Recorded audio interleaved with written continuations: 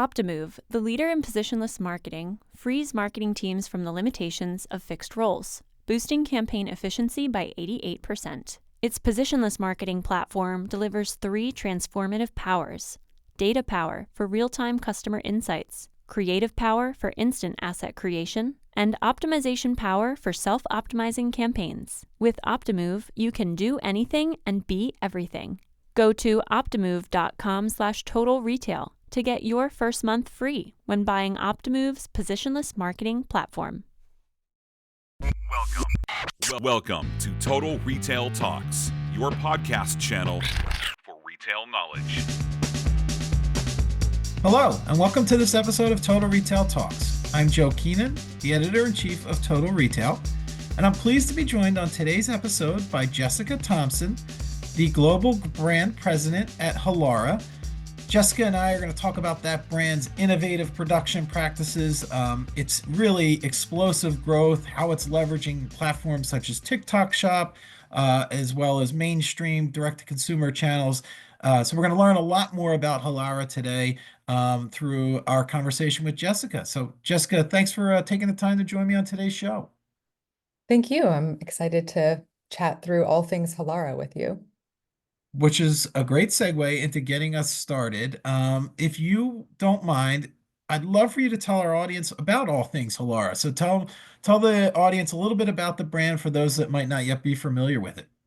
Sure, absolutely. So Halara is an athleisure brand that was founded in 2020. We are really redefining the athleisure space by taking the best elements of fabric and functionality from activewear and applying them to all apparel categories. Meaning our definition of athleisure is very expansive, and it really covers everything from activewear to loungewear to denim, workwear, evening wear, swimwear, and even shapewear. And then I mentioned distribution. Tell us a little bit about the channels in which Halara's products are made available. Sure. Yeah. We are right now a D2C online only brand. So the primary channels where our product are available are through our websites, our app, and also through TikTok Shop. Perfect. So a little bit of background about Halara, the brand, and then I'm going to ask similarly, if you don't mind telling us a little bit about your career. So you joined Halara about as global brand president about a year ago. Tell us a little bit about that career journey leading up to Halara, and what particularly was appealing about the role as you joined this organization. Yeah, sure.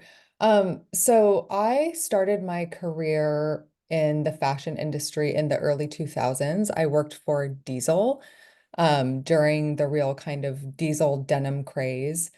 And I held several positions there. I worked everywhere from like retail on the floor to eventually transitioning into visual merchandising. Over the course of my early career, I did some work as a buyer, a stylist, just kind of exploring different roles within the retail industry. I eventually ended up creating my own creative agency and consultancy that I operated for a little over 12 years. And Halara was actually a client for about a year.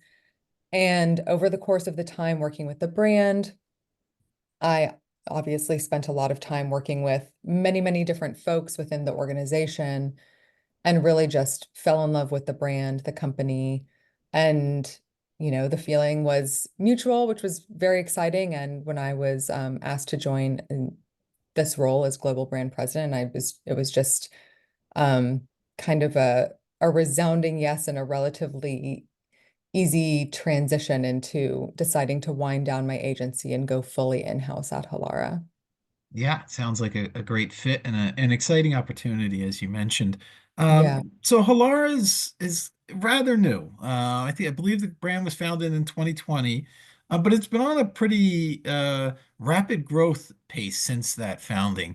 Tell us a little bit about, as you think about the business, the growth factors that have kind of led to that scaling that we talked about? Mm.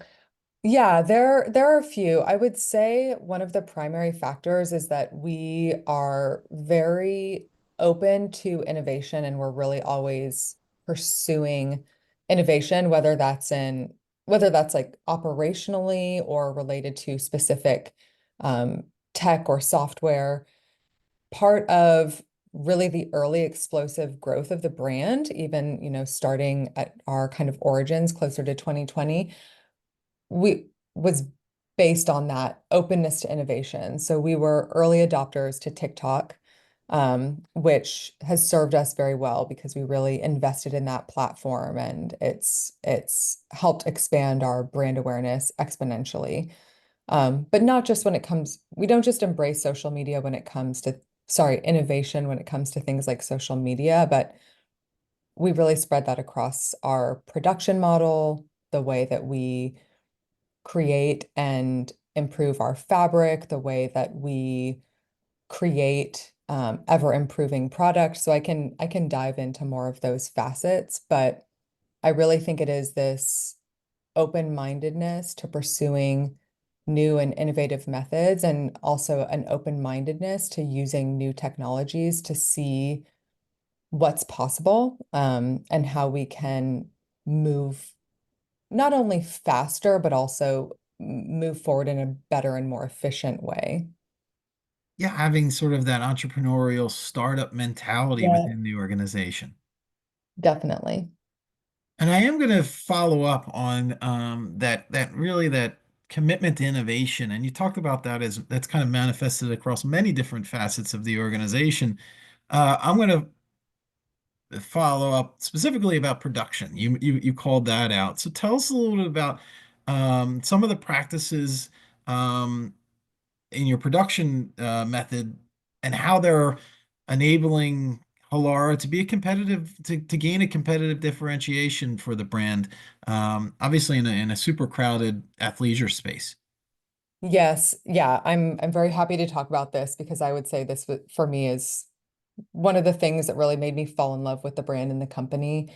And our innovation when it comes to production is really a two-pronged approach that is based on one, the actual production model, and two, the way that we integrate customer feedback into the product we make. So speaking about our actual production model, we operate on what we call a near zero inventory model. What this means is that when we are creating a new product, we actually only make a sample of that product. We shoot the sample, it goes live on our website, our app, because of the sort of benefit of certain proprietary algorithms that we've created and the traffic to the site, we are able to determine within anywhere from 1 to 3 days whether or not there is an appetite for that product based on actual cart ads and some predictive modeling that can tell us whether or not the customer actually wants that product. We are then able to make product based on demand. This does mean that we have a slightly larger, or sorry, longer, more protracted shipping window because Yeah. we don't actually have inventory for product.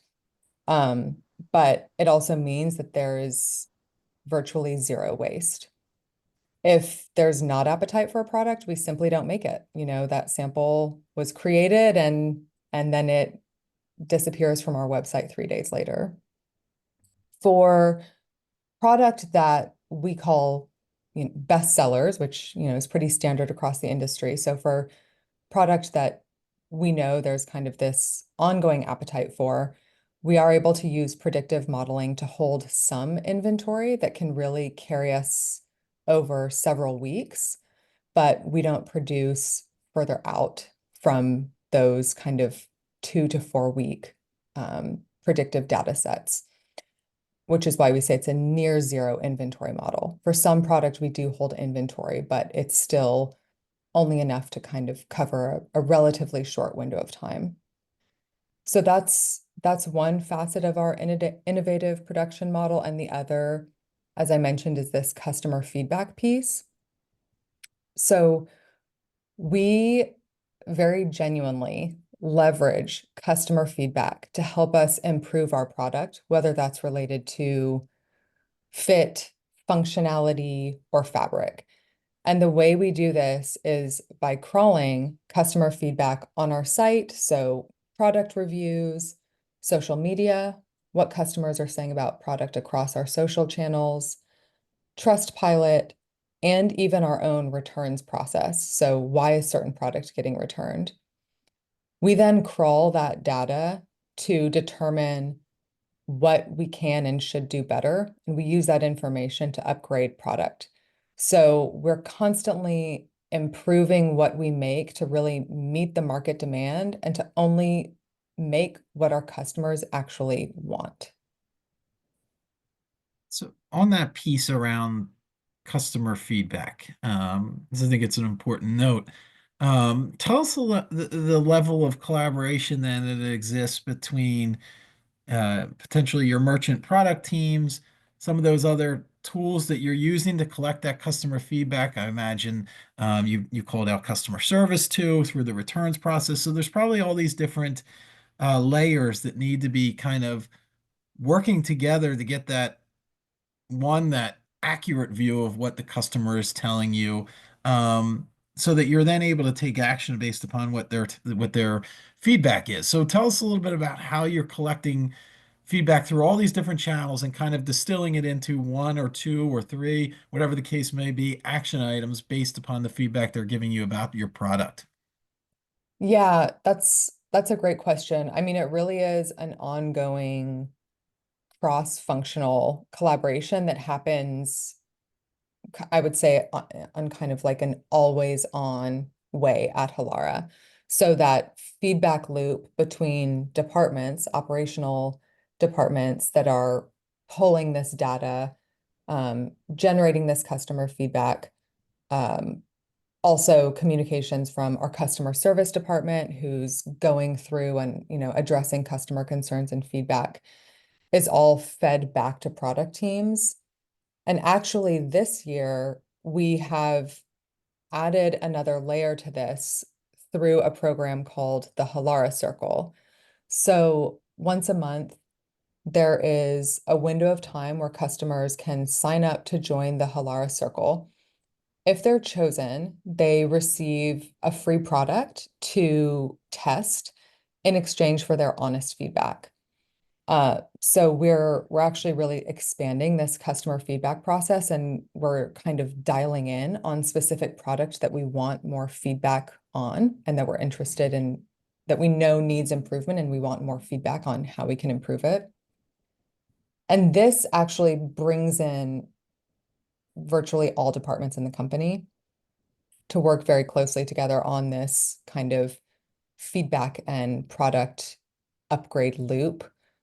We even leverage what we call key opinion customers for this process.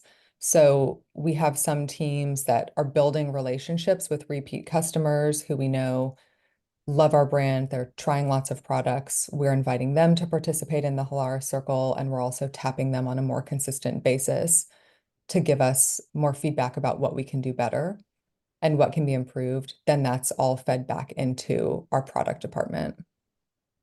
So we've talked a little bit about process, product. We haven't really kind of gotten into the customer profile yet, Jessica. Tell us a little bit about Halara's customer base. Who was the customer? Kind of what defines their behaviors? I'd love to know some more about them, as you think about, we've talked product and we've talked process. We haven't really gotten into the customer. Definitely.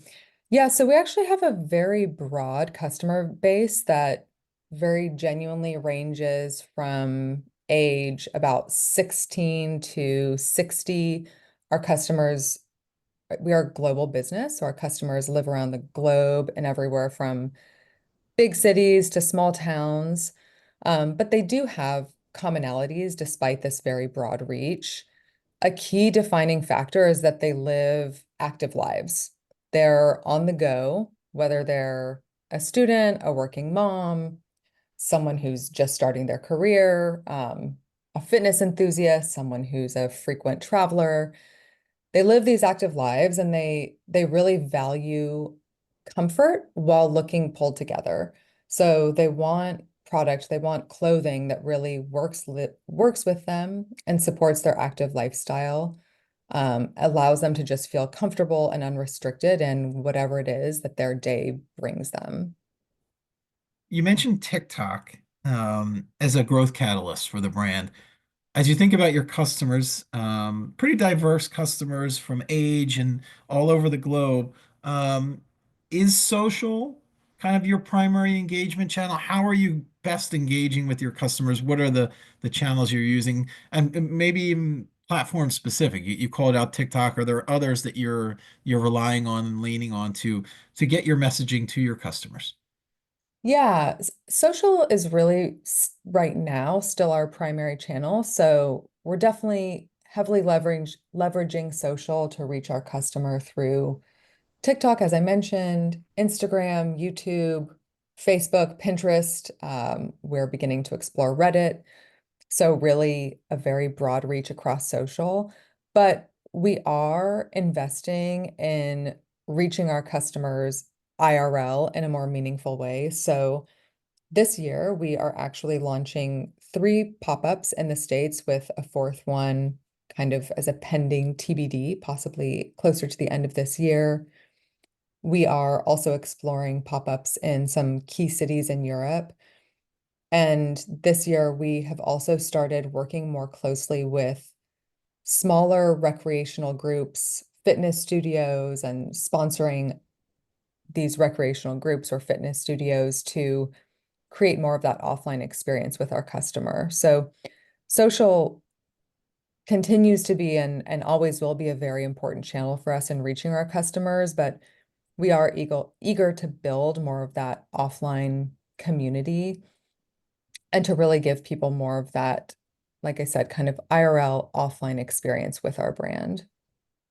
The pop-ups that you're testing, uh, would it be fair to say if those go well or even better than expected, is physical retail, and we're going to talk a little bit, I have a question about kind of your growth opportunities, but where does physical, Halara, potential Halara stores fit into the trajectory for the brand? Some of that is really still to be determined, but right now we are primarily focused on pop-ups. Of course, with physical retail, that does change that inventory model.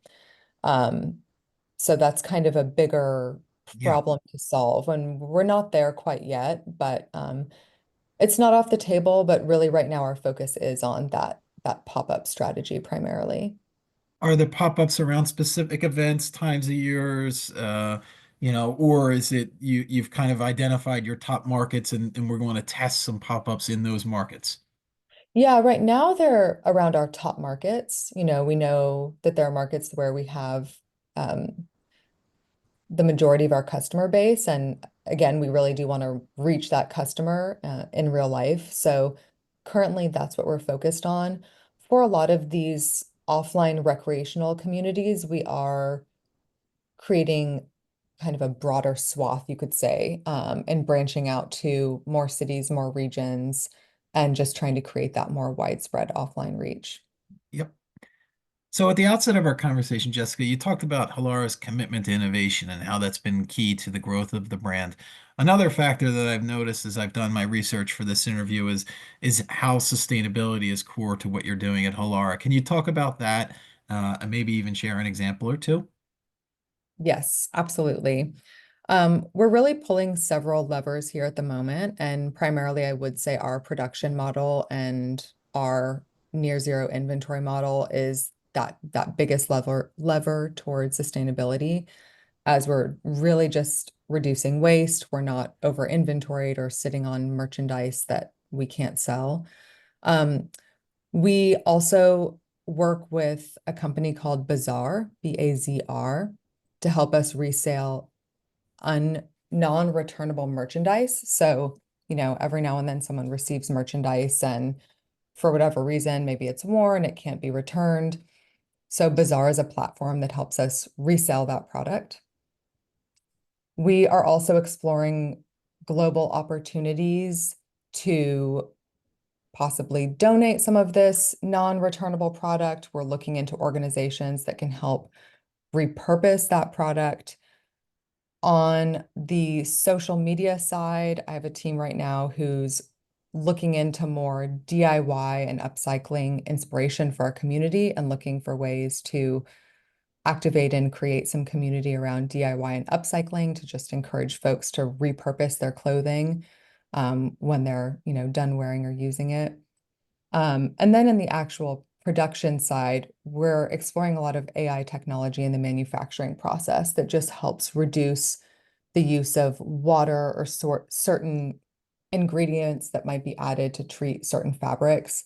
So just kind of reducing our footprint on the ESG side. Much of this is in the works. It requires, a lot of research, a lot of testing, but we are actively pursuing it. Yeah, and certainly commendable steps in what you're trying to do there. As we wrap up our conversation, I'm curious, as you think about, this is still a relatively new brand. As I noted earlier, a very crowded athleisure space with some well-resourced, well-funded organizations that you're probably going up against. Where is the niche for Halara? What are the growth opportunities that you're targeting? Mm, that's a great question. I think the niche for us really does come down to our very expansive product catalog and also our very solutions-oriented approach to creating product. What I mean by that solutions-oriented approach is we are really actively listening to our customers' pain points and creating solutions based on those pain points. So we're making product that very specifically addresses certain needs. One of those examples is our Easy Peasy dress, which is an active dress that has built-in shorts that are semi-detachable. This just creates easier bathroom access for women. Usually when you're wearing an active dress, you have to fully take the dress on or off. So this is an innovative solution. We're actually in the process of patenting that function. This is where we kind of, niche in, is by coming up with these very specific answers to pain points that we're hearing from our customers. So there's that functionality piece. And then, as I said, there's this really expansive product offering piece. What I mean by that is that when we're making product, we're also trying to meet the needs of many, many different customers. So again, I'll use our active dresses as an example. We might have a style of an active dress that comes in multiple lengths. It comes in a version with higher bust support. It comes in a version with adjustable straps to, be able to fit different bust and chest lengths on different customers. We're releasing leak-proof versions of dresses right now. So there's really something for everyone, which I know doesn't sound very niche because it's very broad, but I do think this is our niche, is that we're creating something for everyone and we're creating solutions to meet many, many people's varied needs. Yeah, product led for sure, it sounds like. Yep, definitely. And really customer led. The customer at the end of the day is leading the product needs. Exactly. As we talked about, their feedback is what driving the product roadmap and delivering those products that they find valuable, innovative, and helping solve their own potential issues, challenges. Is a great example. Exactly. Great. Well, I want to take the opportunity to thank Jessica Thompson, again, the Global Brand President at Halara, for joining us on this episode of Total Retail Talks. Thanks, Jessica. I've really enjoyed the conversation. Thank you so much. Likewise.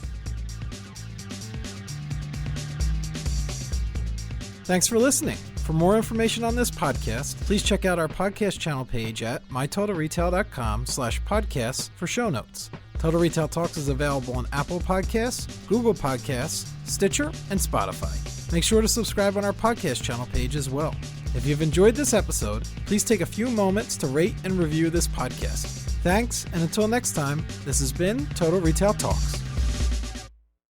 Optimove, the leader in positionless marketing, empowers marketers to instantly deliver real-time personalization. Boosting campaign efficiency by 88%, it allows marketers to do anything and be everything. Go to optimove.com/totalretail to get your first month free when buying Optimove's positionless marketing platform.